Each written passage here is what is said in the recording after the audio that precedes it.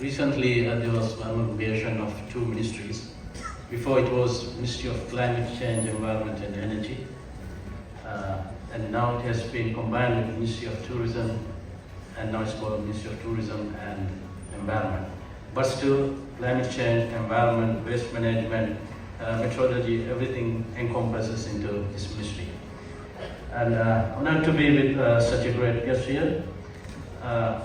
For us, I'm happy to announce that last month, February 2025, we have published and submitted our NDC 3.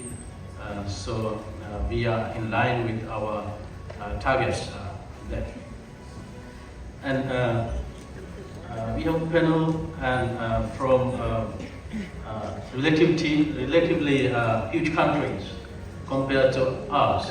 Maldives, I'm sure most of you would know where it is. It's one of the low-lying countries in the world. No place is higher than a meter from average sea level. So we are one of the very vulnerable countries due to climate change. And I think today's topic here for this session is multilateralism. So that is a very important part for us, being a small country. Whatever we want to achieve, we have to work together with the rest of the world. So for that, I think this is a very good platform that I've got to announce our concerns.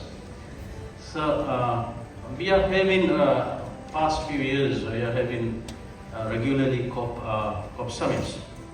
But the upcoming COP 30, the question is, what should be the key priorities in NDC 3? And the roadmap outlining the country's climate and development priorities, along with necessary finance for adaptation and mitigation investments. By creating sustainable, financially bankable proposals, we can attract a diverse range of funding from various authorities. And as we are going ahead towards NDC 3 and COP 30, the other question that comes to our mind would be, how can partnerships between governments and non-state actors accelerate the